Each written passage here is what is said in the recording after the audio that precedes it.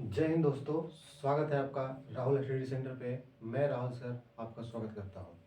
आज देखने वाले हैं एक टॉपिक वर्ग। वर्ग कैसे निकाला जाता है, इसके लिए वेद अच्छी तरीके से आपको समझाया जाएगा। समझने का प्रयास कीजिएगा। सबसे पहले आपको 1 से 10 तक वर्ग आना चाहिए, इसके बाद ही पूछता हूँ वर्ग क्या होता है। तो एक ही संख्या को परस्पर 2 बार गुणा करने के बाद जो तीसरी संख्या प्राप्त होती है उसे ही हम वर्ग कहते हैं। समझिएगा। जैसे निकालते हैं 1 का स्क्वायर क्या होता है, तो 0 1 यानी 1 होता है। 2 का स्क्वायर क्या होता है, तो 0 4 4 होता है। 3 का स्क्वायर क्या होता है, तो 0 9 9 होता है। 4 का स्क्वायर क्या होता है, 16। 5 का स्क्वायर होता है 25। 6 का स्क्वायर होता है 36। 7 का स्क्वायर होता है 49। 8 का स्क्वायर होता है 64। 9 का स्क्वायर होता है 81 और 10 का स्क्वायर होता है 100। ये आपको जानना बेहद जरूरी है। यदि आपको इतना पता है तभी आप किसी संख्या का स्क्वायर निकाल सकते हैं। अब यहाँ से हम क्या पता कर सकते हैं, यहाँ से क्या पता कर सकते हैं, तो यहाँ से हम देखते हैं कि किसी भी संख्या का यदि हम वर्ग करते हैं तो इकाई अंक स्थान पर क्या क्या आता है। तो देखते हैं कि इकाई के स्थान पर 1 आता है, 4 आता है, 9 आता है, 6 आता है और 5 आता है। यही संख्या आती है, ठीक है। या फिर 0 आ सकता है, और कोई संख्या आने की संभावना नहीं है इकाई के स्थान पे। तो हम आगे चर्चा करते समझते हैं। जैसे यदि इकाई अंक 1 हो तो किसका किसका होने की संभावना है, तो आप समझ सकते हैं। इकाई अंक 1 आने पे 1 का स्क्वायर होता है या फिर 9 का स्क्वायर होता है। इकाई अंक 1 आप देख सकते हैं, तो 9 का। उसके बाद देखते हैं यदि इकाई अंक 4 हो तो किसका हो सकता है। तो इकाई अंक 4 2 का होता है और इसके बाद इकाई अंक 4 होता है आपका 8 का। यहाँ जोड़ने के बाद आपका 10 आना चाहिए। उसके बाद देखते हैं इकाई अंक 6 किसका आता है। तो इकाई अंक 6 आएगा आपका, देखिए इकाई अंक 6 आएगा 4 का। उसके बाद इकाई अंक 6 आएगा आपका 4 और 6 कितना होता है 10, तो 6 का आएगा। 6 छक 36। उसके बाद इकाई अंक कितना आता है, तो इकाई अंक आपका 9 आता है। तो 9 देखते किसका आता है, तो इकाई अंक 9 आता है 3 का और आता है 7 का। हम ये समझने का प्रयास कर रहे हैं कि आखिर जो इकाई अंक है, तो इकाई अंक क्या क्या हो सकता है किसी भी वर्ग का। तो हम यहाँ देख सकते हैं कि इकाई अंक क्या क्या हो सकता है। तो यहाँ 1 हो सकता है, 4 हो सकता है, 9 हो सकता है, 6 हो सकता है, 5 हो सकता है और 0 हो सकता है। इसके अलावा नहीं हो सकता है। तो किसी भी वर्ग का इकाई अंक जो है, इकाई अंक क्या नहीं हो सकता है, तो आपको देखिए क्या नहीं हो सकता है। तो 2 नहीं हो सकता है इकाई अंक किसी भी वर्ग का। 3 नहीं हो सकता है आपका इकाई अंक किसी भी वर्ग का। 8 नहीं हो सकता है किसी भी वर्ग का। 7 नहीं हो सकता है। ये संख्या कभी भी इकाई अंक के स्थान पे वर्ग करने के बाद नहीं आ सकता है, ठीक है। तो हम समझते हैं कि क्या हो सकता है। तो यही हो सकते हैं संख्या, या तो फिर 0 हो सकती है, 0 हो सकती है और कुछ नहीं हो सकता है। या तो फिर 5 हो सकती है आपको। तो 5 किसका होगा, 5 का और 5 का ही सिर्फ होगा और किसी का होने वाला नहीं। अब हम समझते हैं कि वर्ग किस प्रकार ज्ञात करें। जैसे समझने की बात क्या है कि यदि हम 12 लिखते हैं यहाँ पे, तो इसको किस तरह वर्ग किया जाए। तो ध्यान देने वाली बात है, इसको कुछ नहीं करना है, बस आपको 2 भागों में बांट लेना है, ठीक है। 2 भागों में बांटने के बाद बेहद आसान तरीके से इसको वर्ग किया जाएगा। आप देखिएगा, इसको 2 भागों में मैंने बांटा।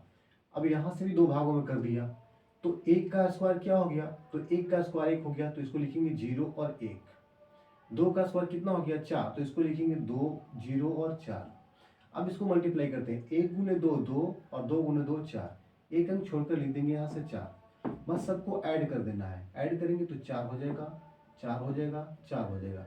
यानी 12 का स्क्वायर 144 होता है। कहिएगा सर ये तो बहुत छोटा संख्या था, और बड़ा करके देखते हैं।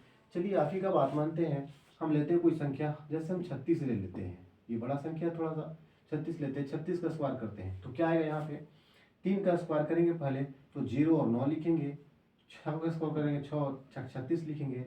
अब इसको दो भाग में बटाए 6 18, 18 दूनी का 36, 3 6 18, 18 दूनी का 36। देखिए तो यहाँ क्या लिखेंगे 6 और यहाँ पे क्या लिखेंगे हम 36 और यहाँ क्या लिखेंगे 6 और यहाँ क्या लिखेंगे 3। अब देखिए यहाँ उतरा 6 और 3 9, 9 और 3 12, यही आपका आएगा इसका आंसर। उसके बाद और देखते हैं भाई, हम देख लेते हैं 99 का देख लेते हैं तो 99 का देख लेते हैं तो क्या आता है, तो 99 का देख लेते हैं तो 9 और 9 इसका स्क्वायर करते हैं क्या आएगा, दो भाग में डिवाइड करेंगे इसको हम दो भाग में तो 9 9 81 और 9 9 81 ये आ गया आपका। चलिए अब देखिए 9 9 9 81 और 81 दूना क्या होता है, 81 दूनी क्या होता है तो 81 दूनी 162 होता है। ठीक है तो एक अंक छोड़ के लिखेंगे, यहाँ लिखेंगे 2 और यहाँ लिखेंगे क्या 6 और यहाँ लिखेंगे 1। अब क्या लिखेंगे यहाँ पे 1, यहाँ पे लिखेंगे हम 0 और यहाँ पे 6 1 7 और 1 8 और यहाँ पे लिखेंगे 8 अब 1 9, यही आपका हो गया आंसर। 99 का स्क्वायर हो गया 9801। अब इससे बड़ा और करते हैं, जैसे हम लिखते हैं 108 का लिखते हैं तो क्या होगा, तो इसको भी दो भागों में हम फैक्टर करते हैं, समझते हैं। तो 10 का स्क्वायर हो जाएगा आपका 100, 8 का स्क्वायर हो जाएगा 64, फिर करते हैं यहाँ पे 10 8 80 और 80 दूना के 160, 160 लिखना है तो एक अंक छोड़ के 0 6 1, बस इसको ऐड कर देना है 4 6 6 1 1, यही आपका आंसर आ जाएगा, यही आपका आंसर होगा। बेहद आसान तरीका है।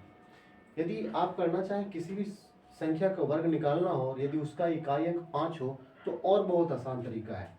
जैसे समझिएगा, जैसे किसी भी संख्या का इकाई अंक 5 हो, जैसे 25 का निकाला है तो क्या करेंगे, बस कुछ नहीं करना है, जब भी इकाई अंक 5 होगा तो हमें क्या करना है, आंख मूंद कर पीछे लिख देना है 25, 25 तो होगा ही होगा, 25 होगा और इसमें संख्या में जोड़ना है +1 कर देना है तो यहाँ आ जाएगा 3 और इन दोनों को मल्टीप्लाई कर देना है 3 दूना का 6, बस यही आपका आंसर हो गया।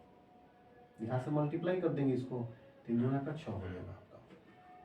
फिर समझते हैं, जैसे कि 45 लिख दिए यहाँ पे तो अब क्या होगा, तो यहाँ क्या करेंगे हम, यहाँ करेंगे स्क्वायर तो क्या हो जाएगा आपका, समझिएगा तो यहाँ तो 25 लिखेंगे ना हम, लेकिन उसके बाद क्या करेंगे, इसमें 4 में 1 को हम ऐड करेंगे तो यहाँ हो जाएगा 5 और यहाँ से मल्टीप्लाई करेंगे तो 4 5 20, यही आपका आंसर हो गया। फिर एक और समझ लेते हैं यहाँ पे, जैसे देखते हैं कि यहाँ हम लिख देते हैं क्या, हम यहाँ लिख देते हैं 105, क्या होगा इसका कर देंगे तो 25 तो लिख देंगे, लेकिन इस 10 को हम क्या करेंगे, एक ऐड करेंगे तो क्या हो जाएगा ये 11 और 11 में 10 से मल्टीप्लाई करेंगे, 11 10 दावतन से 110, ये आपका उत्तर आ गया। तो बेहद ही आसान तरीका है समझने के लिए, जरा सा भी कोई दिक्कत नहीं, आपको बहुत आसान तरीका समझ में आया होगा। ये अगर ये जान गए तो आपको कैलकुलेशन करने में बहुत आसान होगा और ये नवोदय बीएचयू के एग्जाम में हमेशा पूछे जाते हैं।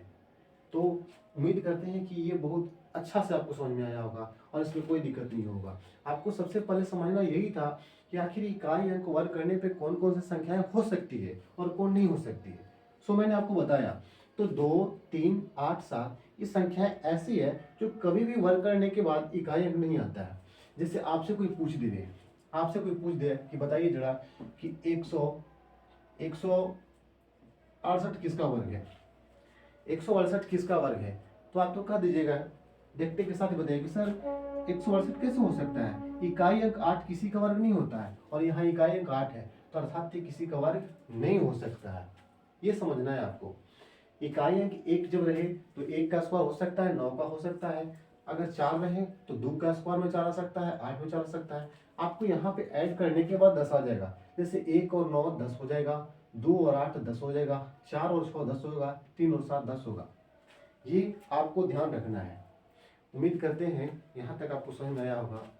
अगर अच्छा लगे तो चैनल को सब्सक्राइब कीजिए, लाइक कीजिए और बेल आइकन दबाना ना भूलें। तब तक के लिए जय हिंद, जय भारत।